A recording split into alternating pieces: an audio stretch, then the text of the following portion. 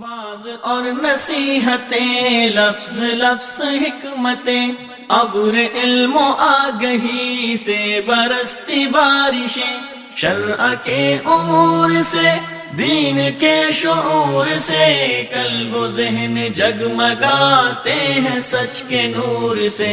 خطبہ جمعۃ المبارک،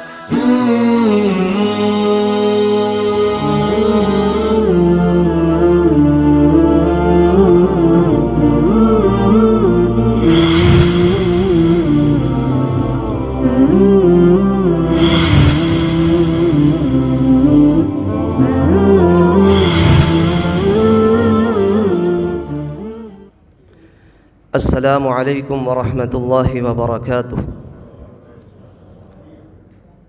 ان الحمد للہ نحمده ونستعینه ونستغفره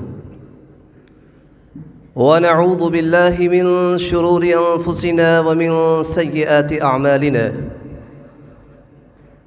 من يهده الله فلا مضل له ومن يضلل فلا هادي له، وأشهد أن لا إله إلا الله وحده لا شريك له، وأشهد أن محمدًا عبده ورسوله، أما بعد فإن خير الحديث كتاب الله، وخير الهدي هدي محمد صلى الله عليه وسلم، وشر الأمور محدثاتها، وكل محدثة بدعة، وكل بدعة ضلالة، وكل ضلالة في النار۔ يا أيها الذين آمنوا اتقوا الله حق تقاته ولا تموتن إلا وأنتم مسلمون۔ يا أيها الناس اتقوا ربكم الذي خلقكم من نفس واحدة، وخلق منها زوجها، وبث منهما رجالا كثيرا ونساء، واتقوا الله الذي تساءلون به والأرحام، إن الله كان عليكم رقيبا۔ يا أيها الذين آمنوا اتقوا الله وقولوا قولا سديدا يصلح لكم أعمالكم ويغفر لكم ذنوبكم، ومن يطع الله ورسوله فقد فاز فوزا عظيما۔ اللهم صل على محمد وعلى آل محمد كما صليت على إبراهيم وعلى آل إبراهيم إنك حميد مجيد۔ اللهم بارك على محمد وعلى آل محمد كما باركت على إبراهيم وعلى آل إبراهيم إنك حميد مجيد۔ رب اشرح لي صدري ويسر لي أمري واحلل عقدة من لساني يفقه قولي۔ رب زدني علما، رب يسر ولا تعسر وتمم بالخير، رب أعوذ بك من همزات الشياطين وأعوذ بك رب أن يحضرون۔ أعوذ بالله السميع العليم من الشيطان الرجيم، من همزه ونفخه ونفسه، بسم الله الرحمن الرحيم۔ وأقيموا الصلاة وآتوا الزكاة وأطيعوا الرسول لعلكم ترحمون۔ ہر قسم کی حمد و ثنا، تعریف و تمجید، تسبیح و تحمید اللہ ذوالجلال والاکرام کے لیے خاص ہے۔ بے شمار لاتعداد درود و سلام ہوں سید الرسل، اشرف الانبیاء، خاتم الرسل، سیدنا و محبوبنا جناب محمد الرسول اللہ صلی اللہ علیہ وسلم کی ذات اقدس پر۔ عزیز ساتھیو، آج رمضان المبارک کا پہلا جمعہ ہے۔ اور ہمارا عنوان کتاب و سنت میں زکوٰۃ کی اہمیت۔ زکوٰۃ یہ اسلام کے بنیادی ارکان میں سے ایک تیسرا رکن ہے، کیونکہ اسلام کی بنیاد 5 چیزوں پر ہے۔ اس بات کی گواہی دینا کہ اللہ کے علاوہ کوئی عبادت کے لائق نہیں، اور محمد صلی اللہ علیہ وسلم اللہ کے بندے اور اس کے رسول ہیں۔ اور دوسری بنیاد نماز کو قائم کرنا، تیسری بنیاد زکوٰۃ کو ادا کرنا، چوتھے نمبر پر رمضان المبارک کے روزے رکھنا، اور 5ویں نمبر پر زندگی میں ایک مرتبہ حج کرنا۔ زکوٰۃ یہ صرف دین محمدیہ میں ہی فرض نہیں کی گئی، تاریخی اعتبار سے اگر ہم قرآن کا مطالعہ کریں تو اللہ تعالیٰ نے قرآن کریم میں بنی اسرائیل کا ذکر کیا کہ یعقوب علیہ السلام کی جو اولاد ہے، ہم نے ان سے پختہ عہد لیا۔ کس انداز سے؟ پہلے سپارے میں اللہ فرماتے ہیں وَإِذْ أَخَذْنَا مِيثَاقَ بَنِي اسرائیل، کہ ہم نے بنی اسرائیل سے یہ عہد و پیمان لیا کہ لا تعبدون الا اللہ، کہ تم صرف اور صرف ایک اللہ کی عبادت کرو گے۔ وَبِالْوَالِدَيْنِ إِحْسَانًا، اور ہم نے ان سے یہ عہد بھی لیا کہ والدین کے ساتھ حسن سلوک کرنا ہے۔ وَذِي الْقُرْبَى وَالْيَتَامَى وَالْمَسَاكِينِ، قریبی رشتہ داروں کے ساتھ، یتیموں کے ساتھ اور مساکین کے ساتھ بھی حسن سلوک کرنا ہے۔ وَقُولُوا لِلنَّاسِ حُسْنًا، اور لوگوں سے اچھے انداز سے گفتگو کرنی ہے۔ اور اس کے بعد فرمایا وَأَقِيمُوا الصَّلَاةَ، ہم نے ان کو یہ حکم دیا کہ تم نے نماز بھی قائم کرنی ہے۔ وَآتُوا الزَّكَاةَ، اور زکوٰۃ کو بھی ادا کرنا ہے۔ یہ الگ سے بات ہے کہ انہوں نے اس چیز کو تسلیم کیا یا نہیں، لیکن اللہ نے اس بات کی وضاحت کر دی کہ ثُمَّ تَوَلَّيْتُمْ، اے بنی اسرائیل تم پھر گئے، إِلَّا قَلِيلًا مِّنْكُمْ، مگر تم میں سے کچھ لوگ تھے جنہوں نے اس عہد و پیمان کو پورا کیا۔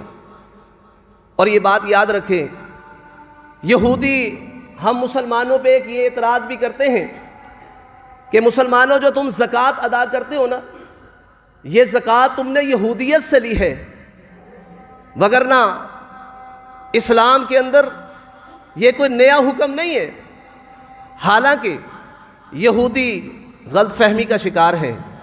اللہ تعالیٰ نے بنی اسرائیل سے پہلے ابراہیم علیہ السلام کے جو 2 بیٹے تھے، قرآن کریم میں اللہ نے اس بات کا ذکر کیا ہے۔ بیٹے 2 تھے، ایک اسحاق علیہ السلام، ایک اسماعیل علیہ السلام۔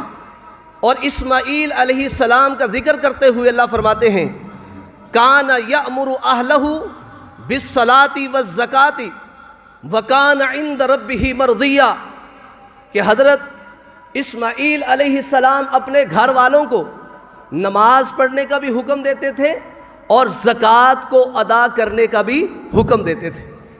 اور یہ بات یاد رکھیں، ابراہیم علیہ السلام کے 2 جو بیٹے ہیں، اسحاق علیہ السلام کے بیٹے یعقوب علیہ السلام ہیں۔ یعقوب علیہ السلام کا لقب اسرائیل تھا، اور آگے ان کی اولاد بنی اسرائیل ہے۔ اور دوسری لڑی اسماعیل علیہ السلام جو ابراہیم علیہ السلام کے بڑے بیٹے ہیں۔ اللہ نے اسحاق علیہ السلام کے ساتھ زکوٰۃ کا ذکر نہیں کیا، اللہ نے ذکر کیا تو اسماعیل علیہ السلام کے ساتھ زکوٰۃ کا ذکر کیا ہے کہ وہ اپنے گھر والوں کو نماز کا بھی حکم دیتے، زکوٰۃ کا بھی حکم دیتے۔ اور اسماعیل علیہ السلام کی لڑی سے بنی اسرائیل نہیں چلی، اگر چلی ہے تو اسحاق علیہ السلام، پھر یعقوب علیہ السلام، پھر ان کی آگے اولاد ہے۔ اور اسماعیل علیہ السلام کی جب لڑی چلی تو آخر میں ایک شخصیت آئی جن کا نام ہے محمد صلی اللہ علیہ وسلم۔ اس پیارے پیغمبر پر اترنے والی وحی میں اللہ ذوالجلال والاکرام فرماتے ہیں اقیموا الصلاۃ وآتوا الزکاۃ، لوگوں نماز بھی قائم کرو اور زکوٰۃ بھی ادا کرو۔ تو لہٰذا یہودیوں کا یہ کہنا کہ زکوٰۃ کا معاملہ یہ یہودیت سے اخذ کیا گیا ہے، یہ کائنات کا سب سے بڑا جھوٹ ہے۔ اور آگے چلیے، اللہ تعالیٰ نے حضرت عیسیٰ علیہ السلام کا قرآن میں ذکر کیا۔ عیسیٰ علیہ السلام بنی اسرائیل کی لڑی میں سب سے آخری رسول ہیں جن کو ہمارے عقیدے کے مطابق زندہ آسمانوں پر اٹھایا گیا۔ عیسیٰ علیہ السلام کا ذکر کرتے ہوئے اللہ فرماتے ہیں کہ عیسیٰ علیہ السلام بچپن میں یہ بات کہتے ہیں، اوصانی بالصلاۃ والزکاۃ ما دمت حیا، کہ اللہ نے مجھے یہ حکم دیا ہے کہ جب تک میں زندہ رہوں گا نماز بھی قائم کروں اور زکوٰۃ بھی ادا کروں۔ تو یہ عیسیٰ علیہ السلام کو اللہ کی طرف سے حکم دیا گیا تھا۔ یہاں بھی بعض اعتراض کرتے ہیں کہ اے مسلمانوں، تمہارا عقیدہ ہے کہ عیسیٰ علیہ السلام آسمانوں پہ اٹھا لیے گئے، وہ زندہ ہیں، تو پھر زکوٰۃ کس کو دیتے ہیں؟ کیونکہ انہوں نے کہا تھا جب میں زندہ رہوں گا، جب تک میں زندہ رہوں گا زکوٰۃ بھی ادا کروں گا، نماز بھی قائم کروں گا۔ نماز کی اقامت تو چلو آسمانوں پر ممکن ہے، وہاں پہ زکوٰۃ کس کو دیتے ہیں؟ ہم ان کو سمجھاتے ہیں بھائیو یہ تمہارا اعتراض درست نہیں، کیونکہ ہمارے عقیدے کے مطابق جب عیسیٰ علیہ السلام اٹھائے گئے تھے ان کے ساتھ درہم و دینار نہیں تھے، ان کے پاس مال نہیں تھا۔ زکوٰۃ فرض ہوتی ہے صاحب نصاب پر، جس کے پاس نصاب ہو، اتنا مال ہو جو نصاب کو پہنچ جائے۔ مال عیسیٰ علیہ السلام کا تم ثابت کر دو، زکوٰۃ دینا ہم ثابت کر دیں گے، تو لہذا یہ اعتراض بھی درست نہیں ہے۔ بہرحال دین محمدی کے اندر زکوٰۃ جو ہے اس کو فرض قرار دیا گیا ہے، اور اللہ ذوالجلال والاکرام نے مختلف مقامات پر قرآن کریم میں زکوٰۃ کا ذکر کیا ہے۔ اور اسی طرح احادیث رسول میں نبی مکرم علیہ السلام نے جب اپنے صحابی معاذ بن جبل رضی اللہ تعالی عنہ کو یمن کی طرف روانہ کیا، ان کو چند نصیحتیں کی کہ کس طرح جا کے تم نے وہاں پہ دین کی اشاعت کا کام کرنا ہے، اور ان میں سے ایک بات یہ بھی تھی کہ ان کو بتلانا ہے کہ اللہ ذوالجلال والاکرام نے ان اللہ قد افترض علیہم صدقۃ من اموالہم، کہ اللہ ذوالجلال والاکرام نے ان کے مالوں میں سے ان کے اوپر صدقہ یعنی زکوٰۃ کو فرض قرار دیا ہے۔ تو زکوٰۃ کیا ہے؟ فرض ہے۔ اسی طرح جریر بن عبداللہ رضی اللہ تعالیٰ عنہ فرماتے ہیں میں نے محمد الرسول اللہ صلی اللہ علیہ وسلم کے ہاتھ پہ بیعت کی ہے۔ نبی علیہ السلام صحابہ سے بیعت لیا کرتے تھے، انہوں نے جو بیعت کی وہ بیعت کیا تھی؟ کہتے ہیں کہ میں نے نبی علیہ السلام کے ہاتھ پہ بیعت کی کہ میں ہمیشہ نماز کو قائم کروں گا اور زکوٰۃ کو ادا کرتا رہوں گا اور ہر مسلمان آدمی کی خیر خواہی کرتا رہوں گا۔ کہتے ہیں میں نے نبی علیہ السلام کے ہاتھ پہ بیعت کی ہے۔ تو میرے بھائیو زکوٰۃ اسلام کے اندر یہ فرض ہے، اور جن کو اللہ ذوالجلال والاکرام حکومتیں عطا کرتے ہیں ان کے اوپر یہ اللہ نے لاگو کیا ہے کہ وہ عوام الناس سے زکوٰۃ کو بھی وصول کریں۔ نبی علیہ السلام کی وفات کے بعد عرب کے کچھ لوگ مرتد ہو گئے، اسلام سے پھر گئے، اور کچھ لوگوں نے زکوٰۃ دینے سے انکار کر دیا۔ تو حضرت ابوبکر صدیق رضی اللہ تعالیٰ عنہ ان کے ساتھ قتال کرنے کے لیے تیار ہو گئے، جہاد کرنے کے لیے تیار ہو گئے، کیونکہ کچھ تو کافر ہوئے اور کچھ نے زکوٰۃ دینے سے انکار کر دیا۔ ان کا نظریہ یہ تھا کہ اللہ نے قرآن میں جو حکم دیا ہے خذ من اموالہم صدقہ، کہ آپ ان سے زکوٰۃ کو وصول کیجئے، کہ یہ حکم صرف محمد رسول اللہ کے لیے تھا۔ جب نبی علیہ السلام فوت ہو گئے اب کسی کا حق نہیں کہ وہ زکوٰۃ کو وصول کرے، لیکن ان کو غلطی لگی کیونکہ اللہ نے یہ حکم محمد الرسول اللہ صلی اللہ علیہ وسلم کو ایک حاکم ہونے کی حیثیت سے دیا تھا کہ آپ اپنی عوام سے، اپنی رعایا سے، ان کے جو مال ہیں ان سے صدقات کو، زکوٰۃ کو وصول کیجئے۔ تو پیارے پیغمبر اسلام کے صحابی ابوبکر صدیق لڑائی کے لیے تیار ہوئے، لیکن عمر بن خطاب رضی اللہ تعالیٰ عنہ اپنے دلائل لے کر ابوبکر صدیق رضی اللہ تعالیٰ عنہ کے سامنے آگے کہنے لگے کہ رسول اللہ صلی اللہ علیہ وسلم کی حدیث ہے کہ مجھے حکم دیا گیا ہے، قتال کرنے کا حکم دیا گیا ہے۔ اس وقت تک جب تک لوگ لا الہ الا اللہ نہیں پڑھ لیتے، جب لوگ لا الہ الا اللہ پڑھ لیں پھر ان کا مال بھی محفوظ، ان کی جان بھی محفوظ۔ یعنی یہ دلیل رکھ کے ابوبکر صدیق کو سمجھانا چاہ رہے تھے تمہارا حق نہیں بنتا کہ آپ ان کے ساتھ قتال کریں، لیکن رسول اللہ کی حدیث میں یہ الفاظ بھی ہیں الا بحقہ، مگر اسلام کا یا مال کا جو حق ہے وہ تو وصول کیا جائے گا۔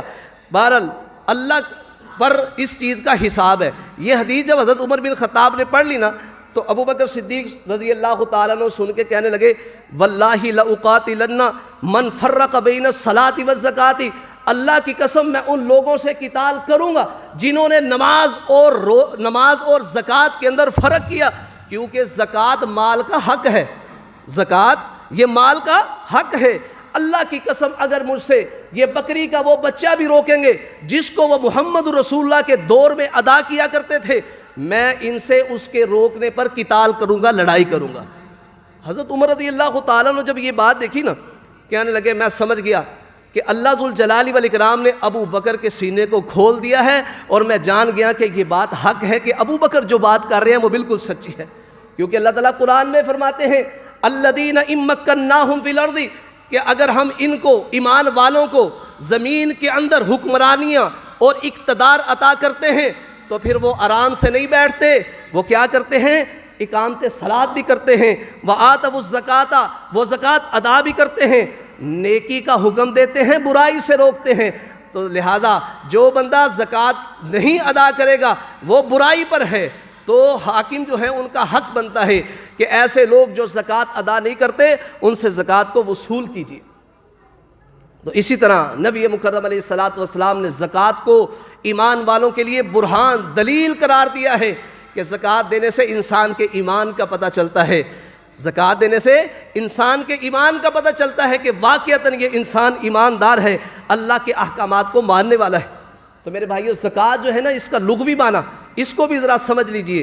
زکوٰۃ کے لغوی دو معنی ہیں، ایک معنی ہے پاکیزہ ہونا اور دوسرا معنی ہے بڑھنا، اضافہ ہونا، بڑھنا، یہ زکوٰۃ کا دوسرا معنی ہے۔ اگر ہم پہلا معنی دیکھیں پاکیزہ ہونا، جب انسان اپنے مال سے زکوٰۃ ادا کرتا ہے تو انسان کا مال پاکیزہ ہو جاتا ہے، اور جو ادا کرنے والا شخص ہے یہ گناہوں سے پاکیزہ ہو جاتا ہے۔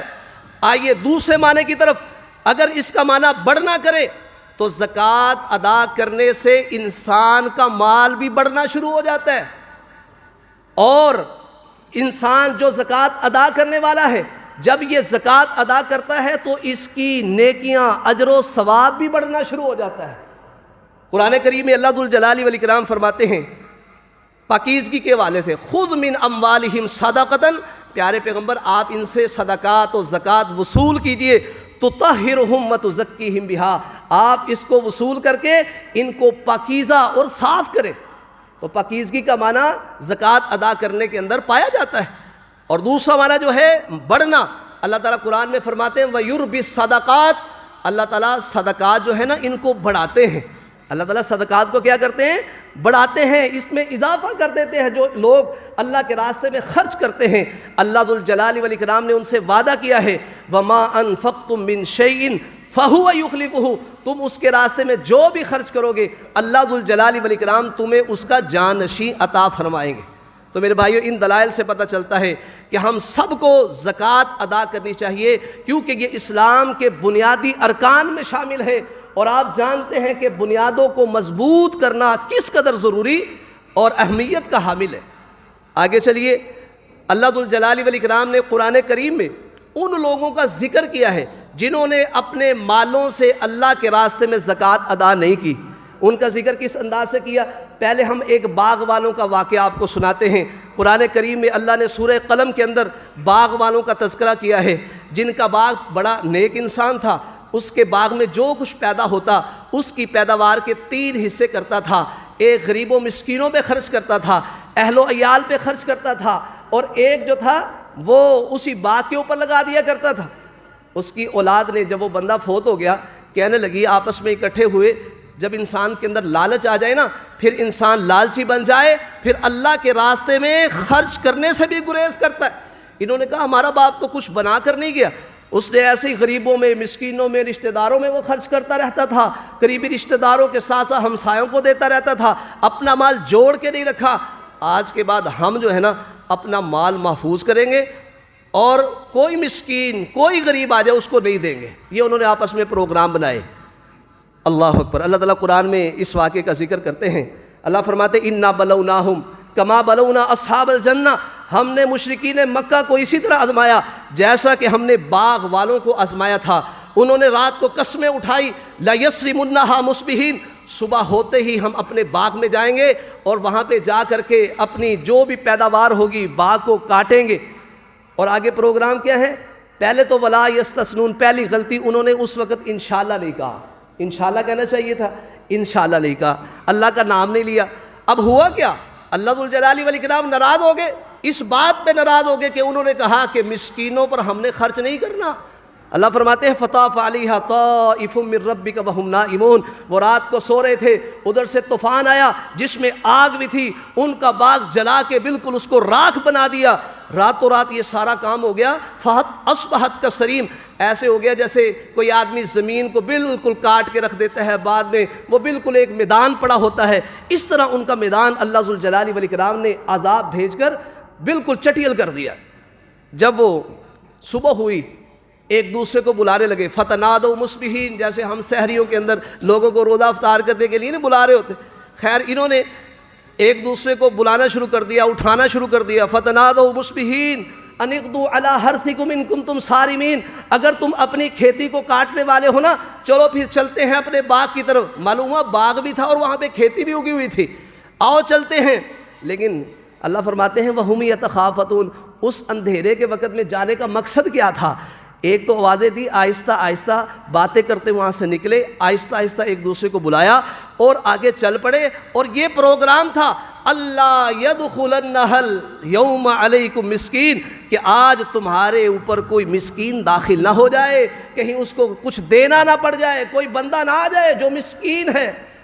اب اللہ تو کہتے ہیں تمہارے صدقات فقراء اور مساکین کے لیے ہیں، یہ کہتے ہیں کوئی مسکین داخل نہ ہو جائے. وَغَدَوْا عَلَىٰ حَرْدٍ قَادِرِينَ، اللہ فرماتے ہیں وہ اپنے باغ کا قصد کرتے ہوئے، اس کو کاٹنے کی طاقت رکھتے ہوئے، یا بعض نے ہر دن کا معنی غصے کی حالت میں، اور بعض نے کہا کہ قابو پانے والے، یعنی غریبوں کو روکتے ہوئے وہ وہاں پر پہنچ گئے. جب وہاں پہ پہنچے انہوں نے اس باغ کو دیکھا، کہنے لگے اِنَّا لَضَالُّونَ، لگتا ہے ہم راستہ بھول گئے ہیں، ہم کسی اور راستے پہ چل پڑے ہیں. اللہ اکبر. پھر کہنے لگے نہیں نہیں، یہ گلیاں، یہ سڑکیں، یہ بننے جو بنے ہوئے ہیں کھیتوں کے، یہ تو اسی طرح نظر آ رہے ہیں. لگتا ہے بل نحن محرومون، ہمیں محروم کر دیا گیا، ہمارا باغ اجاڑ دیا گیا. قال اوسطهم الم اقل لكم لولا تسبحون، ان میں جو درمیانہ یعنی بہترین شخص تھا وہ کہنے لگا میں نے تمہیں کہا تھا نا، میں نے تمہیں کہا تھا کہ اللہ کا نام لے لو، اللہ کو یاد کر لو، کیونکہ یہ عزتوں سے نوازنے والا، مال سے نوازنے والا اللہ ہے، اس کا تذکرہ کرو. تم اس کا تذکرہ کیوں نہیں کرتے؟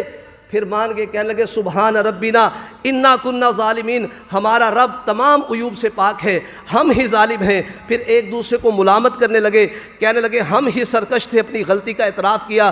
پھر آگے اچھی امیدیں لگائی.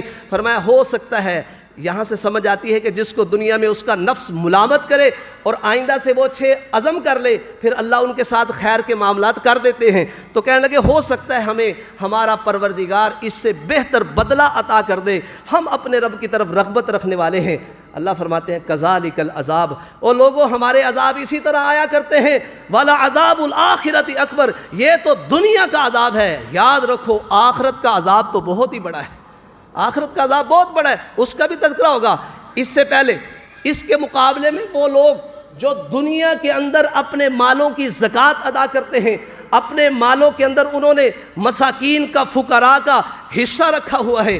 ایک شخص ہے، بادلوں سے آواز آتی ہے کہ فلاں شخص کے باغ میں پہنچو، اس کے باغ کے اندر پانی پہنچاؤ. ایک نیک بندہ ہے، اس کے کانوں میں آواز آتی ہے کہ اس بادل کے ٹکڑے کو حکم دیا گیا کہ فلاں شخص کے باغ کو پانی پہنچانا ہے. یہ آدمی اس بادل کے ٹکڑے کے پیچھے چلنا شروع کر دیتا ہے. وہ ایک چھوٹے سے ٹیلے کے اوپر برستا ہے، وہ پانی اوپر سے گرتا ہوا ایک کھال میں جمع ہونا شروع ہو جاتا ہے اور ایک جانب چل پڑتا ہے. یہ بندہ اس پانی کے پیچھے پیچھے ہو لیتا ہے اور آگے جا کے کیا دیکھتا ہے، ایک آدمی اپنا کدال یا کسی لے کر اپنی زمین کو درست کر رہا ہے. یہ پانی اس کے باغ میں جانا شروع ہو جاتا ہے. یہ اس سے اس کا نام پوچھتا ہے، وہ اپنا نام بتلاتا ہے. جو بادل کے ٹکڑے کو حکم دیا گیا تھا وہی نام بتلایا گیا. اس نے پوچھا میرا نام کیوں پوچھتے ہو؟ یہ کہنے لگا کہ اس طرح بادل کے ٹکڑے کو حکم دیا گیا، یہ نام لیا گیا، وہ کیا وجہ ہے، تمہارا کیا عمل ہے؟ وہ کہنے لگا میں اپنے باغ کی جتنی بھی پیداوار ہوتی ہے اس کے 3 حصے کرتا ہوں. ایک حصہ اسی بات پہ لگاتا ہوں، ایک حصہ اپنے بیوی بچوں پہ خرچ کرتا ہوں اور تیسرا حصہ اس مالک کے نام پہ غریبوں کے اندر فقیروں میں تقسیم کر دیتا ہوں۔ کہنے لگا بس یہی وجہ ہے۔ تو میرے بھائیوں یاد رکھیں، آج بھی جو لوگ اللہ کے احکامات کو پورا کرتے ہیں اللہ ذوالجلال والاکرام ان کو نوازتے ہیں۔ کسی کے باغ کو پانی پہنچے نہ پہنچے اللہ ان کے باغوں کو بھی پانی پہنچا دیتے ہیں۔ اس لیے ہم اللہ کے ساتھ مخلص ہو جائیں۔ آگے چلیے، یہ تو دنیا کے معاملات ہیں۔ آئیے اللہ کہتے ہیں نا یہ دنیا کا عذاب ہے، والا عذاب الآخرت اکبر، آخرت کا عذاب بہت بڑا ہے، خصوصاً ان لوگوں کے لیے جو زکوٰۃ ادا نہیں کرتے۔ اللہ تعالیٰ نے قرآن میں ان کا ذکر کیا ہے کہ آخرت میں ان کی سزا کیا ہوگی۔ والذین یکنزون الذھب والفضة ولا ينفقونها فی سبیل اللہ فبشرہم بعذاب علیم۔ اے پیارے پیغمبر، آپ ان لوگوں کو جو سونے اور چاندی کو جمع کر کر کے رکھتے ہیں نا، اس کو اللہ کے راستے میں خرچ نہیں کرتے۔ یہ نہیں کہا کہ وہ خرچ اللہ کے راستے میں خرچ نہیں کرتے، خرچ وہ کرتے ہیں۔ وہ کہاں کہاں خرچ کرتے ہیں آپ دیکھتے ہیں، کوئی ناچ گانے کی محفلوں پر، کوئی شراب نوشی کی محفلوں پر، کوئی کسی انداز سے خرچ کرتا ہے، اپنے مال کا ضیاع کرتا ہے، لیکن نہیں خرچ کرتا تو ولا ينفقونها فی سبیل اللہ، اللہ کے راستے میں خرچ نہیں کرتے۔ تو پیارے پیغمبر آپ بھی ان کو بشارت دیں۔ کس چیز کی؟ دردناک عذاب کی بشارت دیں۔ یہ اپنے مال پہ خوش ہو رہا ہے نا، پھر اس کی خوشی اتنی ہے کہ ہم بھی اس کو کہتے لے پھر دردناک عذاب پہ تو بھی خوش ہو جا۔ پھر سزا کیا ملے گی؟ فرمایا یوم یحمى علیہا فی نار جہنم فتکوی بہا جباہہم وجنوبہم وظہورہم ھذا ما کنزتم لانفسکم۔ کہا جائے گا کہ یہ جو سونا اور چاندی دنیا میں جمع کر کے رکھتا تھا نا، اس کو آگ پہ تپاؤ، آگ پہ تپا تپا کے اس کی استریاں بنا لو، استریاں بن جائیں گی۔ پھر اس کے ساتھ ان پیشانیوں کو داغا جائے گا، ان پہلوؤں کو داغا جائے گا، ان کمروں کے اوپر، پشتوں کے اوپر وہ استریاں بنا کے پھیری جائیں گی، اور کہا جائے گا ھذا ما کنزتم لانفسکم۔ یہ وہی خزانے ہیں جن کو تم دنیا میں جمع کر کر کے رکھتے تھے نا، اللہ کے راستے میں خرچ نہیں کرتے تھے، فقیروں مسکینوں کو نہیں دیتے تھے، غریبوں کو نہیں دیتے تھے، دنیا کا مال جمع کر کر کے رکھتے تھے، یہی ہے وہ مال۔ ھذا ما کنزتم لانفسکم فذوقوا ما کنتم تکنزون۔ جو تم نے دنیا میں مال جمع کر کر کے رکھے نا، اس کی سزا آج چکھو۔ تو میرے بھائیو آپ اندازہ لگائیں سونے چاندی کو جمع کرنے والوں کے ساتھ کیا سلوک کیا جائے گا۔ یہ پیچھے ان کے استریاں پھیری جائیں گی اور اس کا زخم جو ہیں ان کے پیشانیوں پہ ظاہر ہوں گے، کمروں پہ پھیری جائیں گی، سامنے ان کے نشانات ظاہر ہوں گے، اس قدر تکلیف دہ عذاب ہوگا۔ تو میرے بھائیوں ہمیں آخرت کے عذابوں سے بچنا ہے۔ یہ جسم بڑے کمزور ہیں، اللہ کے عذاب بڑے سخت ہیں۔ اللہ کہتے ہیں لوگوں اپنے آپ کو، اپنے گھر والوں کو جہنم کی آگ سے بچا لو۔ تو میرے بھائیوں قیامت کے دن اس انداز سے سزائیں دی جائیں گی، اور وہ لوگ جو اس کے علاوہ مال کو جمع کر کر کے رکھتے ہیں، روپے ہیں، پیسے ہیں، ریال ہیں، اور مختلف بیڑی ہے، یا جو اپنے اپنے ملکوں کے اندر روپے اور پیسے اور کرنسیاں استعمال ہوتی ہیں، ان کے والے سے بھی سن لیجئے، جس کو اللہ ذوالجلال والاکرام مال عطا کرے وہ اپنے مال کی زکوٰۃ ادا نہ کرے، مُثِّلَ لَهُ مَالُهُ يَوْمَ الْقِيَامَةِ شُجَاعًا أَقْرَأَ، اس کا مال کل قیامت کے دن اس کو گنجے سانپ کی شکل عطا کی جائے گی، سانپ بنا دیا جائے گا مال کا، گنجا سانپ، اس کے دو آنکھوں کے اوپر نشانات بھی ہوں گے جو اس کے زہریلے ہونے کی دلیل ہے۔ آپ علیہ السلام نے فرمایا یطوقہ یوم القیامہ، قیامت کے دن اس کو گلے کا توق پہنا دیا جائے گا۔ میرے بھائیو سانپ کے قریب نہیں جاتے، دیکھ کے انسان بھاگتا ہے، یہ کیسا سانپ ہے جو زہریلا بھی ہے، گلے میں ڈال دیا جائے گا، کہاں تک بھاگے گا؟ وہ تو ساتھ ساتھ لگا ہوا ہے، این المفر، آج کہاں بھاگے گا تو؟ بھاگ، سانپ اس کے گلے میں ہے۔ فرمایا اس کی یہ باچھیں ان کو پکڑے گا، ان کو ڈسے گا، کھینچے گا، اور کہے گا انا مالو کا، میں تیرا مال ہوں، انا کنزو کا، میں تیرا خزانہ ہوں۔ رسول اللہ نے یہ حدیث بیان کی، پھر آپ نے اپنی اس حدیث کو مضبوط کرنے کے لیے، اس کی تائید کے لیے قرآن کریم کی آیت بھی پیش کی کہ لا یحسبن الذین یبخلون بما آتاہم اللہ من فضلہ، ہرگز وہ لوگ جو اللہ نے ان کو مال دیا ہے نا اس میں کنجوسی کرتے ہیں، خرچ نہیں کرتے، وہ ہرگز نہ سمجھے کہ یہ کنجوسی کرنا ہوا خیر لہم، ان کے لیے بہتر ہے، بل ہوا شر لہم، فرمایا ان کے لیے بہت ہی برا ہے۔ سیطوقون ما بخلوا بہ یوم القیامہ، یہ جو کنجوسیاں کرتے ہیں نا، قیامت کے دن ان کے گلوں کا توق بنا دیا جائے گا۔ یہ مال جمع کر کے رکھتے ہیں، یہ مال ان کے گلوں کا توق بنایا جائے گا، اور رسول اللہ نے سمجھا دیا کہ کس طرح سانپ کی شکل میں توق بنایا جائے گا۔ تو اس لیے میرے بھائیوں، اگر ہم چاہتے ہیں آخرت کے عذابوں سے بچے تو ہمیں زکوٰۃ ادا کرنا ہوگی، اور آخرت میں کامیابی بھی زکوٰۃ کی ادائیگی میں ہے۔ ابو ہریرہ رضی اللہ تعالیٰ عنہ حدیث کے راوی ہیں، فرماتے ہیں ایک عربی دیہاتی آدمی جو ہمارے نزدیک کم تر قسم کے لوگ ہوتے ہیں لیکن کمال کا سوال کر دیا، میرے پیغمبر اسلام کی خدمت میں حاضر ہوا، کہنے لگا اللہ کے رسول دلنی علی عمل اذا عملتہ دخلت الجنہ، پیارے پیغمبر ایسے اعمال بتلا دیجئے میں اس پہ عمل کروں اور رب کی جنت میں داخل ہو جاؤں۔ دیکھ کے دیہاتی، ہم تو کہتے ہیں موسیٰ علیہ السلام کے دور میں جو لاٹھی تھی وہ کتنی بڑی تھی، نوح علیہ السلام کے دور کا جہاز کتنا بڑا تھا، موسیٰ علیہ السلام کی والدہ کا نام کیا تھا، اور میرے بھائیوں ان کے اندر کے اس علم کو حاصل کرنے کا کوئی فائدہ نہیں ہے، فائدہ اس علم کے حاصل کرنے کا ہے جس پہ ہم نے عمل کرنا ہے۔ تو میرے پیارے پیغمبر کے یہ دیہاتی صحابی آپ سے کیسا پیارا سوال کر رہے ہیں، ہمارے پاس تو کوئی نہیں آتا کہ قاری صاحب ایسے اعمال بتلائیں کہ میں عمل کروں اور جنت میں چلا جاؤں، ہمارے پاس تو نہیں آتے۔ اللہ اکبر، یہ دیہاتی آدمی کتنا پیارا سوال کیا، تو پیارے پیغمبر اسلام نے اسے بتلایا کہ تو اللہ کی عبادت کر، اس کے ساتھ شرک نہیں کرنا، اور تو نے نماز قائم کرنی ہے، فرضی نماز تو نے قائم کرنی ہے، اور تو ادی الزکوٰۃ المفروضہ، فرضی زکوٰۃ تو نے ادا کرنی ہے۔ آپ نے یہ بتلایا وتصوم رمضان، یعنی اسلام کی بنیادی چیزیں، 5 چیزیں نا، 4 نبی اسلام نے اسلام کی بنیادی چیزیں بتلا دی۔ آپ غور کیجئے اسلام کی بنیادی چیزیں کس قدر اہمیت کی حامل ہیں، 4 چیزیں آپ نے اس کو بتلائی، تو وہ سن کے کیا کہنے لگا اللہ کے رسول لا ازید علی ھذا، میں اس سے اضافہ نہیں کر سکتا۔ دوسری روایتوں کو دیکھیں نا، وہ کہنے لگا اللہ کے رسول جو آپ نے بتلایا ہے نا، مثلا فرضی نماز پڑھوں گا، اس سے پہلے کوئی نفل و نوافل نہیں، کوئی سنن نہیں، کوئی سنتے نہیں، کوئی اشراق نہیں، اور کوئی تہجد نہیں، صرف فرض پڑھوں گا اور فرضی روزے رکھوں گا، فرضی زکوٰۃ دوں گا، ان میں کمی نہیں کروں گا۔ ہم تو فرض نہیں نہ پڑھتے، ہم کہتے ہیں جی سنتے چھوڑنے سے کون سا گناہ ہوتا ہے، یہ آپ کے لیے نہیں ہے، یہ اس صحابی کے لیے جس نے کہا تھا میں نماز نہیں چھوڑوں گا۔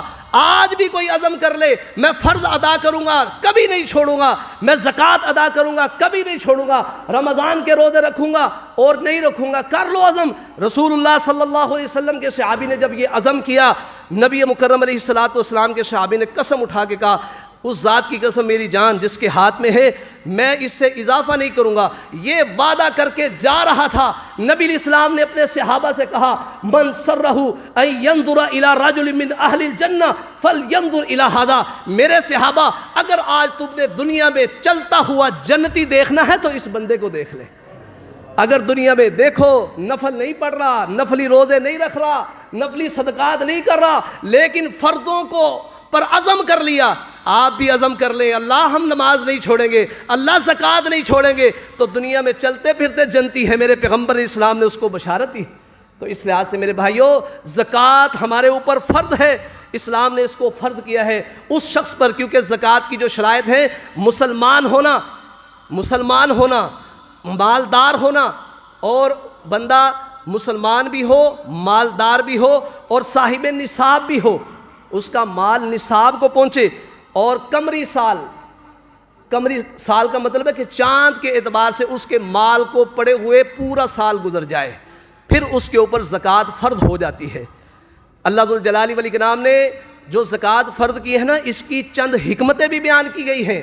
ان میں سے ایک حکمت تو یہ ہے نا کہ انسان کا مال پاکیزہ اور باعث برکت ہو جاتا ہے، دوسری حکمت یہ ہے کہ فقراء اور مساکین کے ساتھ تعاون ہو جاتا ہے، اور تیسری حکمت یہ ہے کہ انسان کا نفس بخیلی اور کنجوسی جیسی جو بری صفات ہیں ان سے محفوظ ہو جاتا ہے، اور چوتھی بات جو اللہ ذوالجلال والاکرام نے انسان کو مال عطا کیا ہے نا، اللہ کا شکریہ ادا ہو جاتا ہے، کیونکہ یہ مال ہمارا کمایا ہوا جو ہے نا یہ ہمارا نہیں ہے۔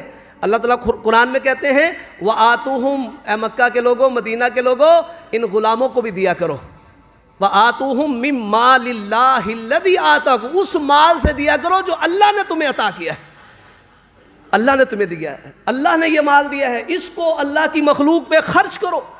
تو اس لحاظ سے میرے بھائیوں یہ حکمتیں ہیں زکوٰۃ کی فرضیت کی۔ اور پھر زکوٰۃ کا جو نصاب ہے، سونے کا زکوٰۃ 7.5 تولے، چاندی کا نصاب جو ہے وہ 52.5 تولے، ٹھیک ہو گیا جی۔ اب اس دور میں اگر 52.5 تولے چاندی کی قیمت لگائی جائے، اب کیونکہ ہمارے پاس یا تو سونا ہے یا چاندی ہے، ان کو جمع کرنے کی ضرورت نہیں، سونے کا نصاب الگ، چاندی کا الگ۔ اب آج روپے پیسے جو ہمارے پاس ہیں ان کی زکوٰۃ کیسے دینی ہے، اس کو نصاب کیسے بنائیں؟ کیونکہ نبی اسلام کے دور میں پیسوں کی جگہ پہ درہم و دینار استعمال ہوتے تھے، دینار سونے کا اور درہم چاندی کا۔ اب ہمارے دور میں روپے اور پیسے استعمال ہوتے ہیں، تو ہمیں نصاب کیا بنانا ہوگا؟ تو اس میں سب سے بہترین جو بات ہے نا وہ یہ ہے کہ وہ نصاب بنائیں جس میں غریبوں کا فائدہ ہے۔ غریبوں کا فائدہ چاندی کو نصاب بنانے میں ہے، چاندی کو نصاب بنانے میں غریبوں کا فائدہ ہے۔ اور ویسے بھی قرآن میں اللہ فرماتے ہیں نا والذین یکنزون الذھب والفضة ولا ينفقونها، ہمانی کا ہا کا ہے اور ہا ضمیر مؤنث کی ہے، یہ چاندی کی طرف لوٹ رہی ہے، تو اس کا مطلب ہے چاندی کو نصاب بنایا جائے، جو یہاں سے سمجھا گیا ہے۔ تو اس اعتبار سے اس وقت جس کے پاس 1,30,000 روپے پورا سال اس کے پاس پڑے رہے، سال گزر گیا، مثلا رمضان میں آئے اور پچھلے رمضان میں آئے، یہ رمضان آ گیا، یا پھر محرم میں آئے، اگلا محرم آ گیا، ہم نے سمجھ لیا کہ شاید رمضان سے رمضان میں ہی زکوٰۃ، یہ زکوٰۃ کا مہینہ نہیں ہے۔ زکوٰۃ کا مہینہ بندے کے مال کو جب وہ اس کو ملتا ہے نا، وہاں سے اس کو شمار کیا جائے گا۔ شوال میں کسی کے پاس مثلا مال آتا ہے، اگلے شوال میں اگر اس کے پاس 1,30,000 تک وہ اتنا ہی پڑا رہا، اس کے اوپر زکوٰۃ فرض ہو جائے گی۔ تو باقی یہ مسائل آگے تک ہیں، لیکن ٹائم بہت مختصر ہے۔ اب آپ کے سامنے صرف زکوٰۃ کے مصارف بیان کرنے کہ زکوٰۃ دینی کن کو ہے۔ قرآن کریم میں اللہ فرماتے ہیں انما الصدقات للفقراء، سب سے پہلے تم نے فقراء کا خیال کرنا ہے۔ پہلے فقیروں کا ذکر کیا، ویسے یہاں پہ سما نہیں ہے، واو آیا ہے، واو مطلق جمع کے لیے آتا ہے، جس مرضی کو آپ دے سکتے ہیں۔ فرمایا فقراء جو ہے یہ صدقات کے حقدار ہیں، اور مساکین حقدار ہیں۔ فقیر اور مسکین ایک دوسرے پر لفظ استعمال ہوتے ہیں بعض کے نزدیک، اور بعض نے کہا کہ فقیر ایسا محتاج ہے جو کسی سے سوال نہیں کرتا، جس کو ہم اپنی زبان میں سفید پوش کہتے ہیں۔ فقیر ایسا محتاج جو کسی سے نہ مانگتا ہو، اور مسکین ایسا محتاج جو لوگوں سے سوال کر لیتا ہو۔ اور ایک اور تعریف ہے، وہ یہ ہے کہ فقیر جس کے پاس کچھ بھی نہ ہو، فقیر جس کے پاس کچھ بھی نہ ہو، اور مسکین وہ ہے جس کی آمدن تھوڑی ہو، اخراجات بچے ہونے کی وجہ سے، کرائے کا مکان ہونے کی وجہ سے، بچوں کو تعلیم دینے کی وجہ سے اس کے پاس مال نہیں ہے، تو ایسے شخص کو زکوٰۃ دی جائے۔ تو فرمایا تمہارے زکوٰۃ کے جو اصل حقدار ہیں وہ فقراء ہیں، مساکین ہیں، والعاملین علیہا، جن کی زکوٰۃ کو اکٹھا کرنے پہ ڈیوٹی لگا دی جائے، ان کو بھی زکوٰۃ کے مال میں سے دیا جائے۔ اللہ کہتے ہیں وہ حقدار ہیں۔ آگے والمؤلفۃ قلوبہم، جن کے دلوں میں اسلام کی محبت داخل کرنی ہے۔ مثلا ایسے کفار، دو صورتیں ہیں، ایسے کفار جو اسلام کے قریب آ رہے ہیں، عیسائی ہیں، کوئی اور ہیں، آپ سمجھتے ہیں کہ اگر ان پہ مال خرچ کیا جائے تو یہ مسلمان ہو جائیں گے، تالیف قلبی کے لیے ان کے اوپر خرچ کر دیں۔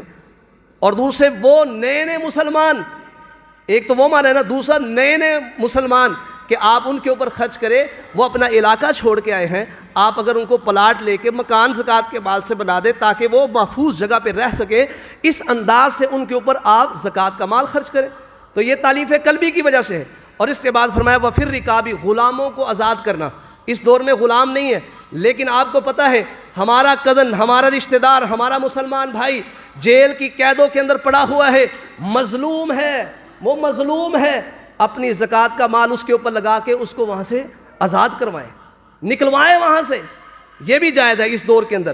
آگے چلیے والغارمین، چٹی بھرنے والا یا مقروض، دو معنی کیے گئے ہیں۔ چٹی بھرنے والا ایسے کہ کوئی بندہ کسی سے پیسے لیتا ہے ادھار، لیکن وہ اگلا بندہ کہتا ہے میں تجھے تب دوں گا درمیان میں ضامن لے کر آؤ۔ اب وہ درمیان میں ضامن آتا ہے، اب یہ پیسے لے کے بھاگ جاتا ہے، ضامن پھنس جاتا ہے، تو ضامن جو ہے اتنے پیسے زکوٰۃ کے لے لے، لوگوں سے اس کو زکوٰۃ کے پیسے ملیں یا لوگوں کو پتہ چلے، وہ خود اس کو زکوٰۃ کے پیسے دے اور وہ پیسے دوسرے بندے کو دے کے اپنی جان چھڑوا لے، یہ ہے چٹی بھرنے والا۔ یا ایسا مقروض ہے جس کو قرض دار جو ہے تنگ کر رہے، جیل کی دھمکیاں، مارنے کی دھمکیاں، ورنہ تو ہر بندہ اس وقت مقروض ہے، سب نے قرضے پہ مال لے کے دکانوں میں ڈالے ہوئے ہیں نا، ہر مقروض نہیں اس میں آئے گا، تو ایسا غریب مقروض آ جائے گا جس نے لوگوں کا دینا اور اس سے مطالبہ کر رہے ہیں۔ تو فرمایا والغارمین، اس کے بعد فرمایا وفی سبیل اللہ، اللہ کے راستے میں، اس سے مراد جہاد ہے، اس سے مراد کیا ہے؟ جہاد ہے۔ جہاد کی اقسام ہے، جہاد زبان سے بھی ہوتا ہے، جہاد ہاتھ سے بھی ہوتا ہے، جہاد مال سے بھی ہوتا ہے۔ تو نبی علیہ الصلوۃ والسلام نے فرمایا تھا مشرکین سے جہاد کرو اپنی زبانوں کے ساتھ، اپنے مالوں کے ساتھ۔ یہ مدارس جو ہیں، جو ادارے ہیں، یہ فی سبیل اللہ جو جہاد ہو رہا ہے نا، فی سبیل اللہ، یہ اس کے اندر شامل ہے۔ جہاد فی سبیل اللہ میں یہ مدارس شامل ہیں۔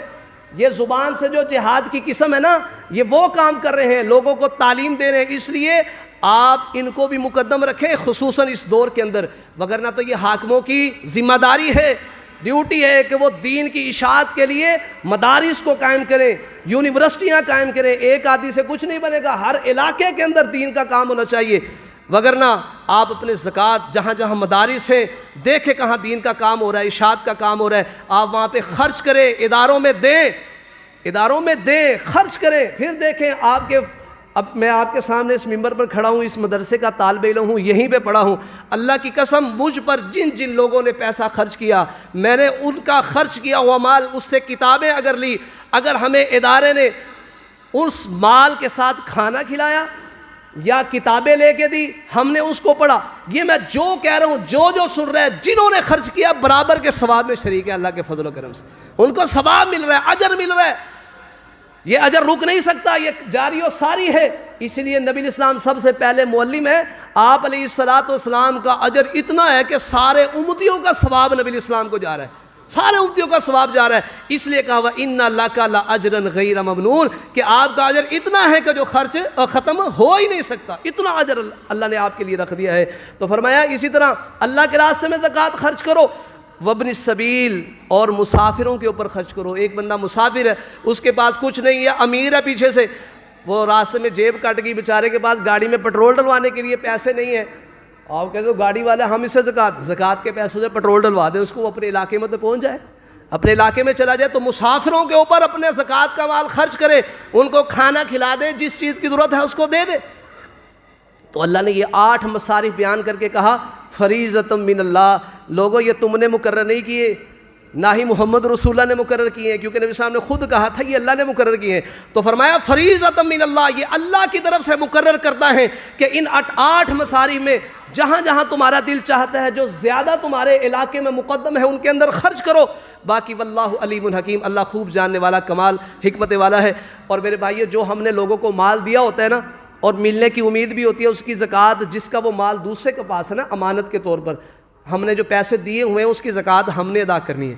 اور جو لوگوں کا مال لے کر ہم نے اپنی دکان میں ڈالا ہوا ہے نا، مثلا 10 لاکھ کا مال ہے، 5 لاکھ اپنا ہے، 5 دوسروں کا ہے، جو اپنا ہے اس کی آپ نے زکوٰۃ ادا کرنی ہے۔